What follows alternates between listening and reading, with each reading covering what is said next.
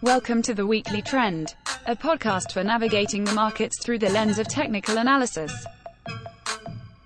The Weekly Trend podcast is provided for educational purposes only and does not constitute any professional advice. Listeners should not act upon the information or content without first seeking advice from a registered financial planner.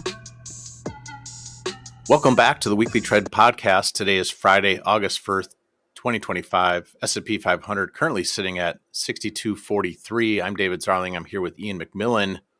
Just had the Hall of Fame game last night, and we just have a movement in the market today, the first day of August, that's using the S&P, basically erased all of July's gains.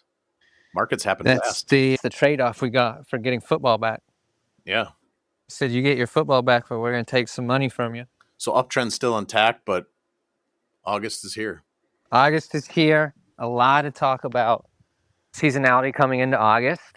And it has had quite a few people on the edge of their seats. Hard for me to get excited about it and kind of until we see something out of it.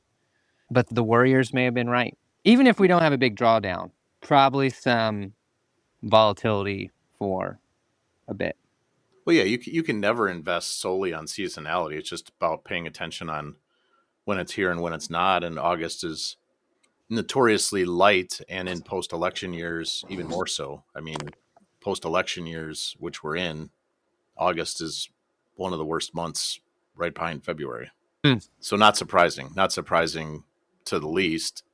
But at the same time, you can't really guess on that. There's been previous times where the market still rises in August and September. August 20, so would that have been August 2021? Well, even if you look back at, post-election years, I see you're looking at like when President Biden I was just trying to think, yeah, it got a little choppy in there, August into September. So, yeah, it's a normal part of markets. And what I find interesting, a couple things, is that the Dow Jones never made a new high. Not that's the end all be all. Dow Jones is a laggard, but plenty of other indices had made new highs. And then I would say even starting yesterday, the uptick in put call ratio, investors taking on hedges quickly, it's when they don't that you get nervous. Like, it's actually a good characteristic to see the put call ratio rise pretty heavily on days like yesterday and today, because all those guys are future buying fuel. It's when they don't. It's when they don't hedge that the animal spirits are intact and a further correction could be bigger. But there's some, important levels when you look at S&P 500. I think this July price action from the first part of July near 6240 on the S&P 500 is important. And then the prior highs near 6120 to 6140. You want to be able to hold that. And then you got the 200-day moving average at 5,900. Dare I say it? Yeah, if we get down to it doesn't happen that way. Certainly, yeah, you don't want a false breakdown. Always my vote is if we got to do it, let's just go sideways. So that would be healthy. It's not as fun. I like to see stocks go up every week just as much as the next guy. But if we got to take a break, much rather just go sideways between here and the February highs, 6140, 6150, somewhere in there. We never got, now I'll tell you, and we kind of discussed this the other day on the call. So Dow never got to all-time highs. It kind of got up here, stuck at like 45,000, around there, I think. Maybe a little over 45,000. Equal weight S&P. Also never got to all-time highs. Neither did Russell 2000. I don't know if anyone was necessarily holding their breath for that one. Well, the Russell 2000 is still well off its highs, below its own 200-day. Flat 200-day. But which we know can be a hot mess. Yeah. We're bouncing today off the volume-weighted average price in small caps that goes back to its high in November of 24. So see if we can stick it here with the jump in put call, jump in the VIX. Volatility is in the 20s using the VIX. Is there more to happen? To be determined, but I think it's healthy for a market that's had a substantial move off of the April lows to go ahead and have some price discovery to the downside, even when it doesn't feel well. And it matches the seasonality. Yes. One of the important things you can do as a technician is look across the landscape and see where there's relative strength and relative weakness. And I think it's interesting that even in today's tape, growth over value is still holding up well. High beta over It low vol. is. High beta over low vol. Yes, it's down. That relationship's down today, but it's not so much so that it causes concern. Momentum factor, if we use MTUM, holding up well on a relative basis. In fact, outperforming today. So on a big down Breath day has like been that, fine. and breadth has been fine. I know it's weakened. I know, by some measurements, it's kind of fallen off during July. Totally get that. Advanced decline line. I should have specified. Yeah, definitely some divergences. If you're looking at kind of like shorter term, if you're looking at like a 50, 100-day moving average participation, there's definitely some divergences there. But advanced decline lines still okay. Yeah, I agree. There's breadth measurements that are just fine, and there's breadth measurements that have had a divergence for a month. And those divergences don't have to matter at all, and they only tend to matter when they do. One of those things, again, there's no signal necessarily there. That's just environmental information. And so now we got to see if we're in price discovery mode to the downside. We got to see where buyers are willing to step up or sellers are willing to be done selling. But it's interesting that growth over value still exists. High beta over low vol still exists. Momentum factor still holding up. I mean, those are some pretty good environmental pieces of information. But on the flip side, do we have a false breakout in mag stocks? Could be a little bit of a problem. Does that resolve itself sideways, or do we continue to see downward pressure on the really large names, especially right after earnings here? I think that's important to pay attention to. That reaction, yesterday's reaction, right? I mean, we had a little bit of, what was it, Wednesday? A rough close, and then, or a rough day, better close. Right into the, Microsoft and Meta that reported. Yep. And yeah, that excitement was pretty much contained to those two stocks yesterday. Usually would have seen a little bit more. I mentioned this before we hopped on here, but the fact that semiconductors, I know neither of those two stocks are semiconductors, but typically you would have seen bullish action flow through to a lot of things, I would say, under the NASDAQ. Usually those produce kind of large ripple effects across anything tech related. Mm-hmm. So with those two earnings reports and it really giving no boost to anything else in tech yesterday, it was kind of another sign that, okay, we might be getting a little lethargic out here, at least when looking at the broad indices. Yeah, for sure. Going back to that, we've had such a great run off of the April lows after the tariff tantrum. I think it's important to note that this type of price action, you have one of two ways to view it. Are you selling everything because that's the top is in, or are you viewing any short-term correction as an opportunity to add exposure? And I think based on the trend data that we follow, that the trend is still intact. Whether you're looking at horizontal price levels or something as simple as a 200-day moving average, the trend is still up.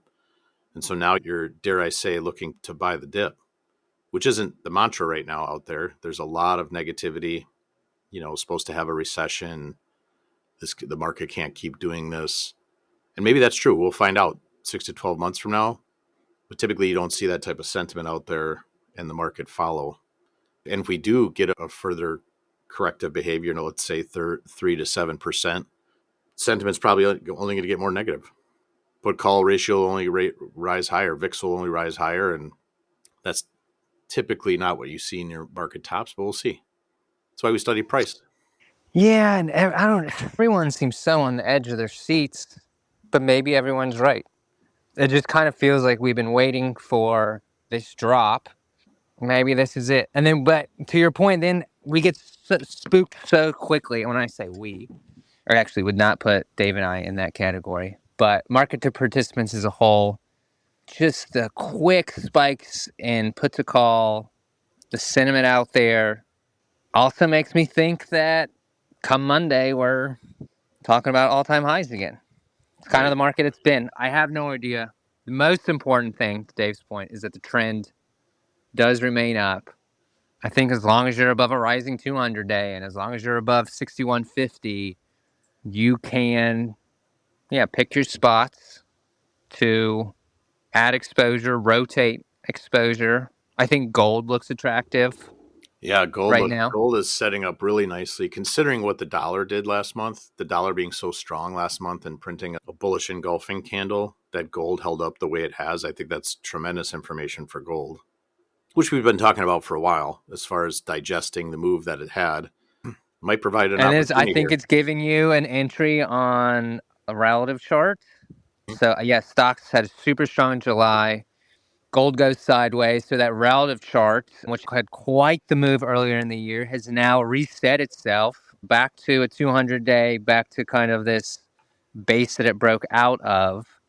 I'm not going to say it's textbook, but there's a lot of clues there that tell you if you didn't get in on gold the first time, or maybe you mistimed it, you could be getting a second shot at it here. Yeah, for the second half of the year, completely agree with that. And on the flip side, you have copper that just got hammered this week. I can't recall last time I've seen. I don't think ever. Yeah, copper 20% in a day. Yeah, down 20%. Now recording what a technician would call a false breakout. We had broke out above $5.25. Since lost that very quickly this week, and I understand there's tariff news around that. Totally get it. But when you just look at price, copper damaged. On the flip side, you get gold holding up as well as it did with the dollar rising. I don't think that's a bad thing for gold or precious metals at all. No. I think silver, it is time. Silver, still, silver. It's in an uptrend. I would say the relative chart is still not. It could be. I could see it happening here over the next couple of weeks. Oh, are you saying you're keeping an open mind, Ian? I am. It also has a relative base it needs to break out of. I think keeping an open mind is an important part of the investment process.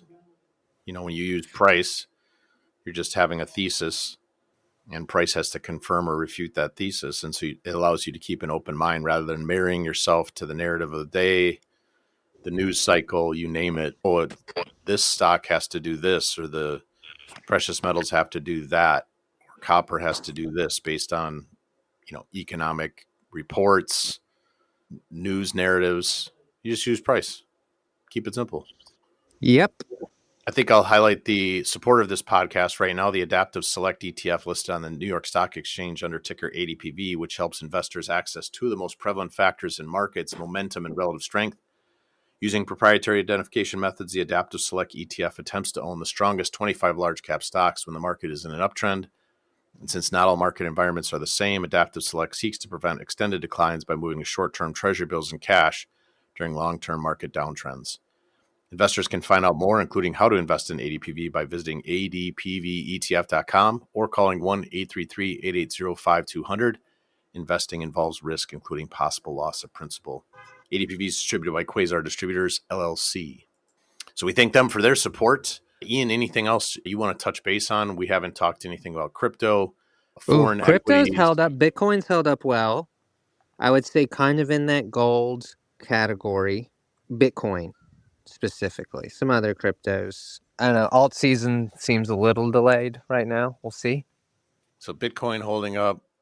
We'll see what they do with Ripple here. Solana kind of broke down. Well, looked really good in July. Semiconductors. I think it's still very techy and very growthy. Yes.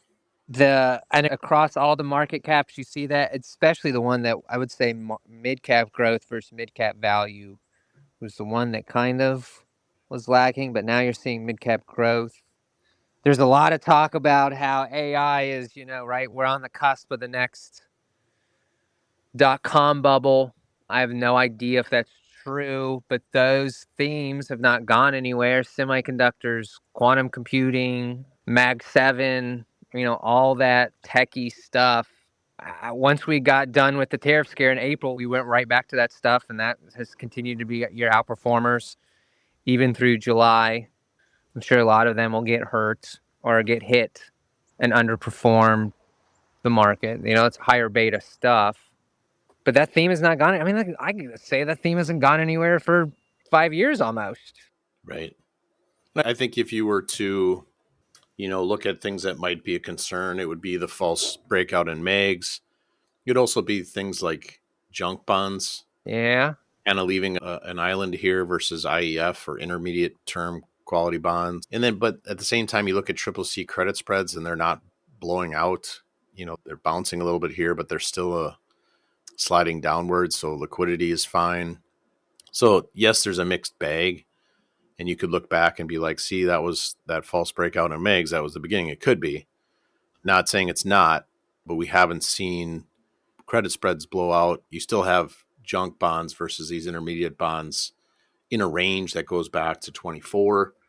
So we'll see. And foreign stocks continue to cool off in July. When you look at it, you look at something like VU versus the S&P, still in that downtrend that goes back for over 10 years on a flat 200-day relative 200-day moving average. So we'll see if foreign stocks get bid up here again in the second part of the year. We'll find out. Yeah, I'm kind of hoping Argentina comes back. Yeah, that was some have held up, like the Taiwans and that have been kind of Vietnam strong lately on a relative basis. We'll see. Well, even, what I consider a current bellwether for the international is Greece, holding up really well on a relative basis today, continuing to outperform international stocks. And this is probably one of those days. I mean, should we stay here? Definitely one of those days where you want to, after the close, peruse green. Right, where the relative strength was. So did you watch the game last night? I did watch the game. We watched the first half. I was so excited to have football back. Was it any good? I only caught clips of the game. It was good. Lions versus Chargers, right? Yeah. I mean, it was football, man. I would take any level of football. Yeah, Trey Lance started for the Chargers. They were doing some Lions fumbled the opening kickoff, which has just got to be brutal. If you're trying to make the team and you fumble the very opening kickoff to preseason. So I feel for that guy. Yeah, it was a good game. You asked me before we got on, and I did notice this, and I'm sure many of our listeners did too. Is it fair to say that neither of us are fans of the virtual first downs? No, virtual first downs. So dumb. Well, even saying it out loud, like you virtually got a first down. I like having the line on the screen, like the yellow line that they put across the field. Yeah, I like that, yeah. But this idea that we're not going to have the chain crews measure, I don't know. This is how, everything, like they say, everything is computer. Oh, I get it, but that's the big meme going around right now, right? Everything is computer. We're going to have virtual strike zones, I bet. These umpires don't stop being terrible in Major League Baseball.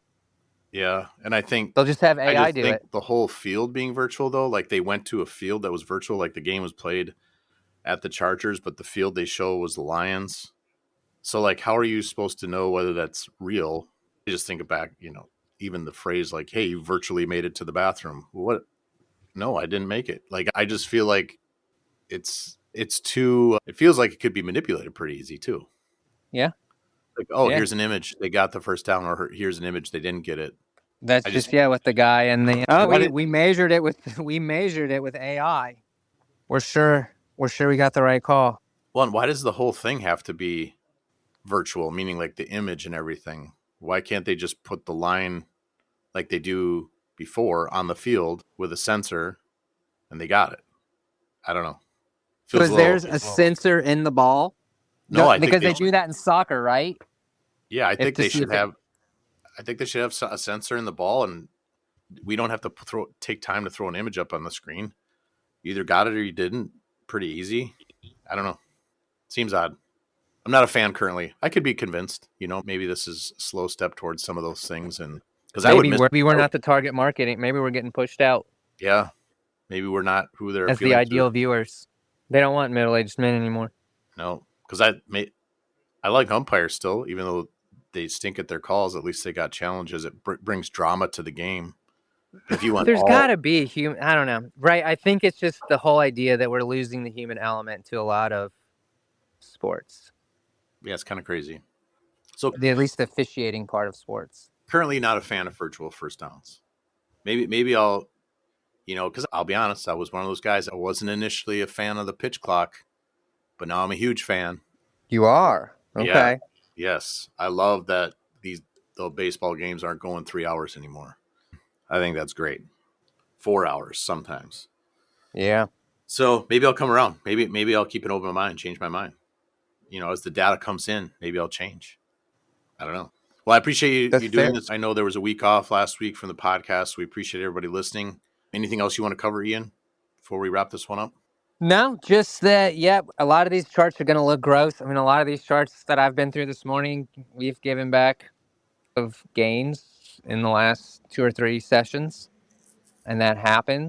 But to Dave's point, we've gotten a pretty immediate and dramatic response from this, which, yes, I would much rather see people get immediately spooked so we can kind of just rip the Band-Aid off than people, try to call the bluff of the market and say, no, I think you're going higher. Because that's when you really do typically start going.